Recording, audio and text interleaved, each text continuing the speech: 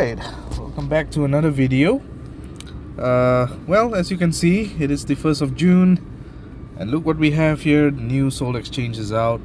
Now, so recently, and I think in all of the Soul Exchanges that has happened before, I think so far it has been 5 that has happened before. 5 or 6, I don't exactly remember, but with a lot of the leaks that were happening, people, the players who actually leaked them actually got it right.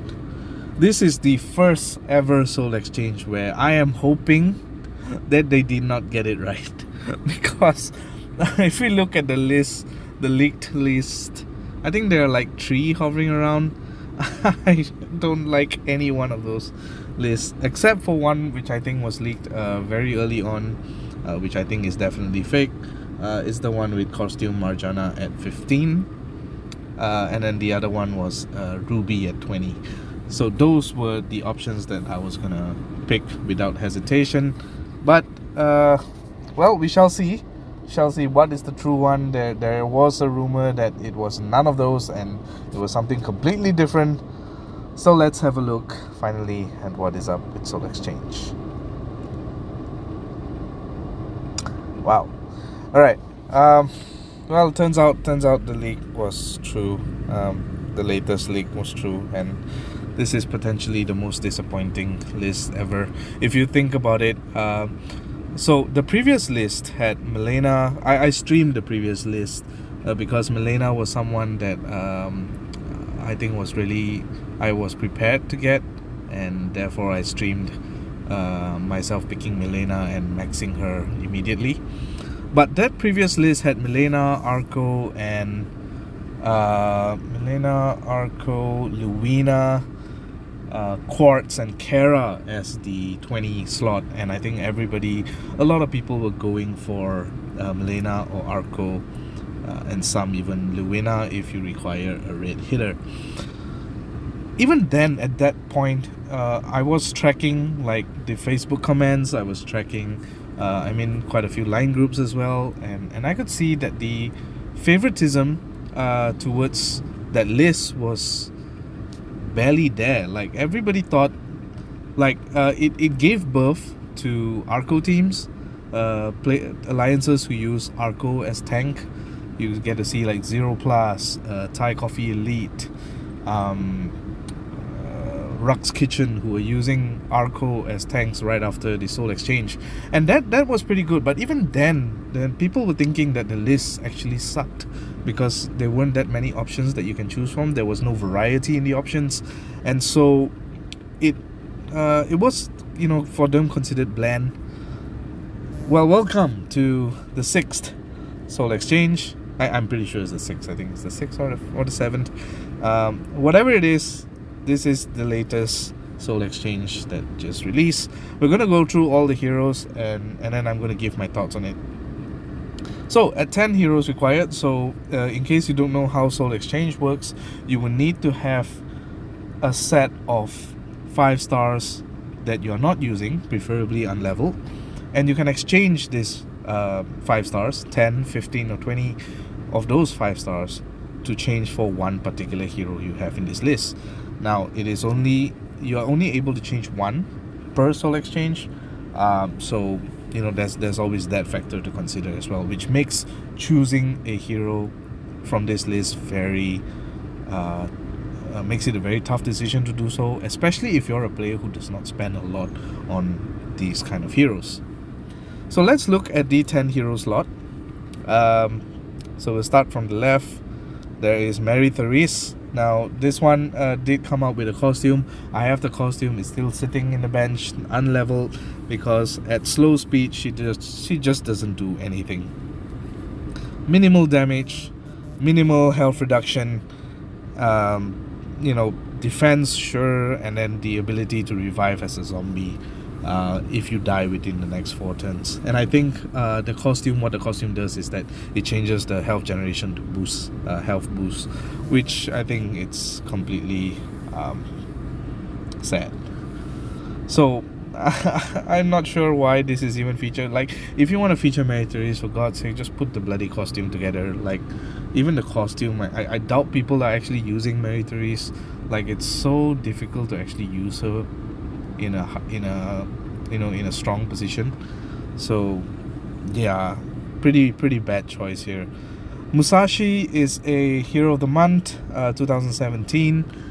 It is one of the earliest Hero of the Months, and what a way for Soul Exchange to come up with this, because I think in about a couple of months time they're coming out with a costume of it.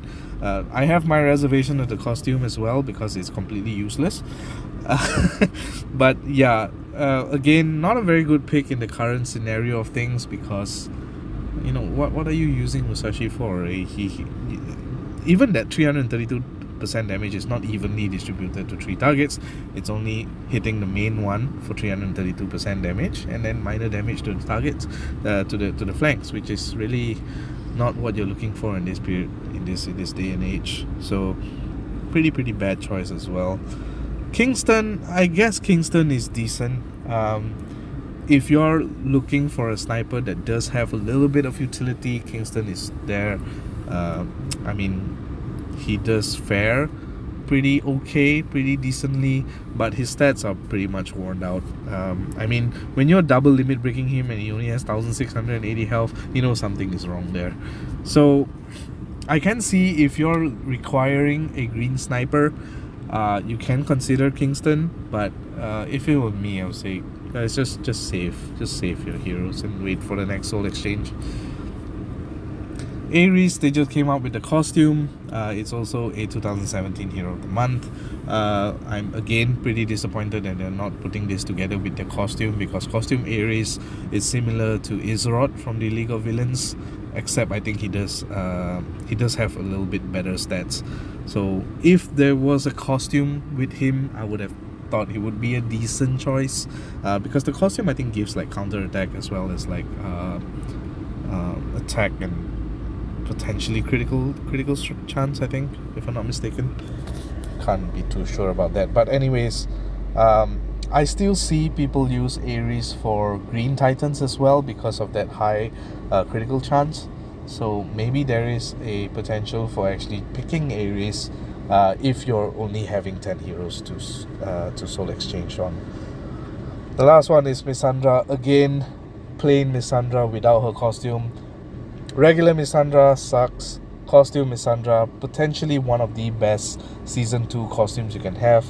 If you already have Missandra costume, I would say, if you only have 10 heroes to spare for this round, you can consider getting another Missandra so that you can have double Missandra costumes in your war teams. I think, the fact that I don't remember what she was. I think she was a barbarian or a rogue, if I'm not mistaken. And with that costume bonus, potentially she can be a little bit faster as well with the upgrade of the costume bonuses. So yeah, that's the 10 hero slot. The 15 hero slot, Costume Sartana, and I like notice how that they are putting heroes where there is a potential for growth in the future. The double Costume Sartana is coming out pretty soon. I think it's like within the next couple of months as well. Of course, nothing too much to shout about. She's still a sniper. Potentially why you would want this costume is because she is a fighter. But I think people now might value the regular side more because of the wizard talent, the ability for you to dispel active buffs is really prevalent right now in the face of so many Ludwig tanks, double limit broken Ludwigs on defenses. So maybe there is that as well. Drake Fong, again without the costume, pretty shitty. With the costume, I still don't level him up. I do have the costume and I still didn't level him at all. The damage is just so irrelevant right now. Like, you would rather have like, if you have to ask me to choose between a second Falin or a Drake Fong, even with the costume, hell, I'll choose Falin 100 times over. So I think it's just not hitting the mark here. And if you notice, this is how sad the choices are. Elbrick again without the costume. Like, why? If you're already having the costumes in the game, freaking just give them the costumes. I think players deserve, if they're spending so many heroes to exchange for one of these, at least give them the costume. That makes it so much more worthwhile. Player base will be a bit more happy rather than just getting a bland Elbrick. I mean, sure, he's a reviver. He's a potential to be included on your defense, especially if you're running a not exactly the current meta of a defense, of a very very fast war defense. But hey, it's pretty decent as well. And oh my god, am I in trouble of disconnecting? Oh, that's so funny. But anyways, yeah, that's so bad to be at 15, and I think Manonov was like in the previous Soul Exchanges at 20. Why not just Manonov was so much better than Elbrick, so why would I even choose Elbrick here? Second one is Elizabeth. Oh shit, I got disconnected. Oh no, there's something wrong. Okay, we're back. Okay, Elizabeth again. Elizabeth just came out with a costume, and the costume makes her so much more relevant. Like, I feel that the only reason why someone would pick Elizabeth is if they wanted to have a second copy of Elizabeth in order to use her costume more. Like, but if you're not giving her the costume, then what's the freaking point of choosing from Soul Exchange then? It's so weird. And yeah, she's currently irrelevant right now as a regular form. Like, you do not see a single person using Elizabeth, not even on offense. I think let's see, I'm in a top 20 alliance, right? So and I'm pretty sure with the amount of players that are sending war videos to our chat, just to find ways to improve and all that, I've never seen an Elizabeth. Like, maybe you'll see the costume Elizabeth at some point because the Fiends were really good. The Fiends are really tough. And I think they did change the mana generation a little bit, which can help. But the regular side, no, I don't see that. It's so weird, the fact that they have this Elizabeth. And look at it, just to tease you. Hey, let me just put the costume bonus here, haha, in your face. It's just so pathetic. This one, even okay, similar with this, Master Leapers. Okay, the Easter event just ended. Like, people would have had their share in trying to pull for costume Leapers. He was featured as well. Archie, Jasper, and costume Leapers were the ones that were featured. And why? I don't understand why they're not including the costumes in there, because the costume makes them so much more relevant in the current meta that if you include these costumes, you're enticing people to have that decision in their head. What do I get? What do I pick? Who do I pick? And where do I spend my heroes on? But if you don't give them the costumes, then it's a very simple. It doesn't come in the costume, right? I don't have the costume. Okay, no, I don't pick these heroes. So, and this is some Master Leapers is one of those where I would never suggest people to take, because the downside is just so bad when you're not hitting everyone. If you have costume Leapers hits everyone at fast speed. His mana generation defect gives makes him go from fast to, I think, average speed for the second charge. But at least he does hit all, and then after that he's just hitting everybody a little bit slower. But yeah, that's essentially where you would go. It's so weird that they are not giving the costumes for all of these heroes. Now, the 20 heroes, okay, at least we do see something here that might be favorable for people. Agrafina, I know some people are happy with Agrafina. Personally, I'm not. I think she's good, don't get me wrong, I think she's good. Fast speed, very fast speed, negative attack, negative defense, and poison damage. I think that's really good, especially when you're combining this with like Hippo in Hippo offense teams, or when you're combining her with like the element of like, if you put, I think if I were to pick Agrafina, I would level her and then use her in my Gortooth and Khonshu team, because you could, essentially fire 3 of them at very fast speed, have Agrafina hit everybody with the poison damage, and then you use Khonshu to kind of eliminate someone, or you use Gortooth to add the additional hit. Let me just pause.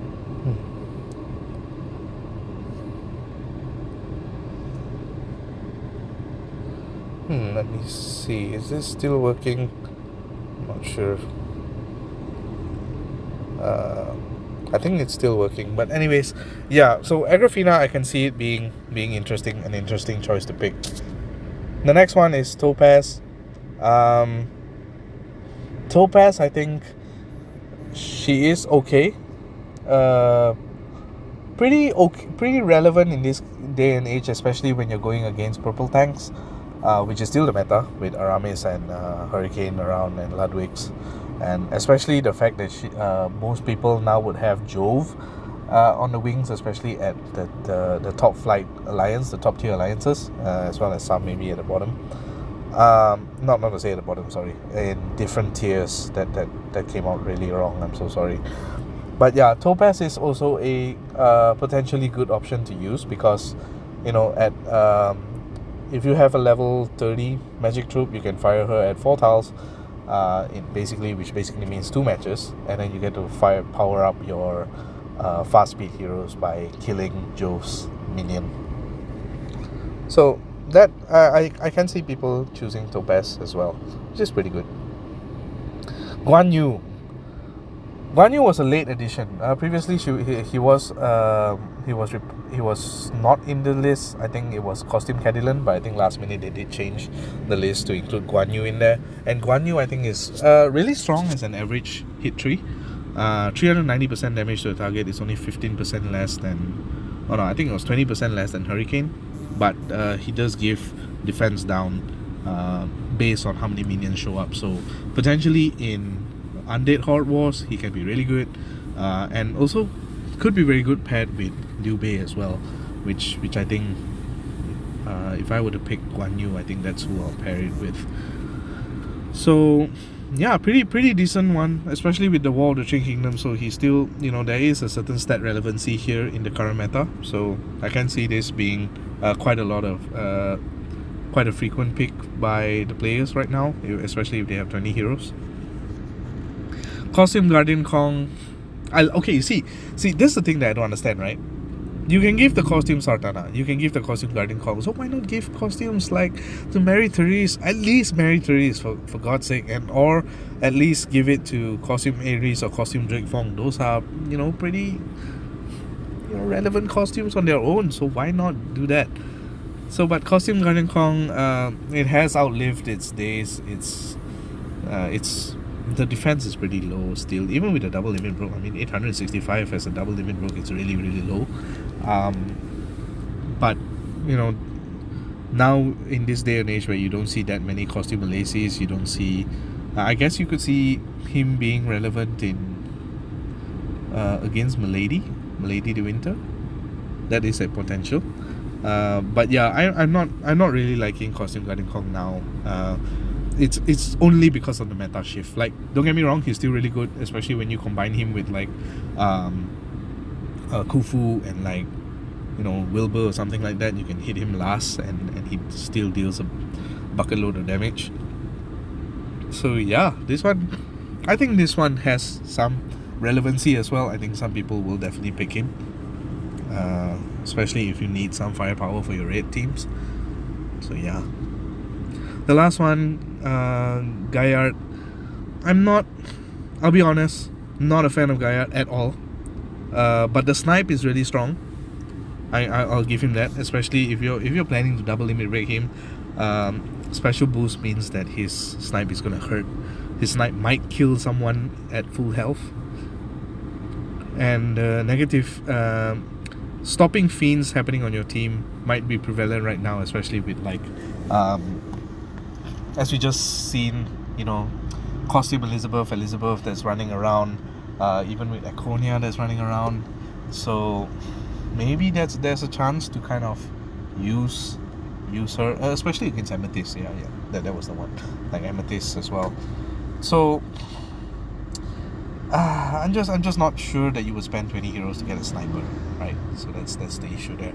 Although he can be a really good sniper. So if you ask me, who am I going to pick? Based on my roster, I will probably pick Guan Yu here. I would love to have a Guan Yu Liu Bei pair, except that I'm working on 2 Lianas right now because I have the double costume. So it will take another 13 more tonics before I would even consider leveling Guan Yu. So there's that as well. But I think it's a tough choice between Guan Yu and Agrafina, and I would like to advise everyone, please don't be hasty when choosing for this soul exchange. Remember, 25 stars, if you're not spending too much, 25 stars to spare can be difficult to come by, unless you're like a freaking whale or something who has like 20 of the hero of the month this for last month, and like you're freaking, you know, just raring to go for the soul exchange, then go ahead, you know, make your choice and just free up some space. But if you're a person who finds it really hard to get heroes, finding it really hard to get spare 5 stars, be careful with what you choose. Please think about it, make the right decisions. This soul exchange is potentially the most disappointing list ever that came out, and you know, and you know, just to add more reason, previous soul exchange list, you have impactful heroes like Lord Loki, Ludwig, Ulfric, Lady of the Lake to a certain point, Mother North, Skadi when the meta was still Skadi oriented, Asterius, Guardian Chameleon for Mythic Titans, even now Guardian Chameleon, which can pretty much stop Aramis as well, and you know, some heroes like, let's see, Milena, Arco, Luena, all those are pretty strong heroes. I don't see a single strong one here except potentially Guan Yu, Agrafina, or Topaz.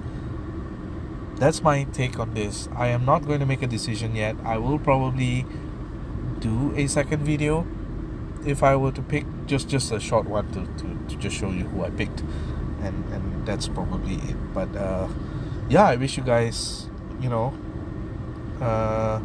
good luck in this soul exchange. Whoever you pick, I hope you make good use of it. I'll see you guys in the next video. GG.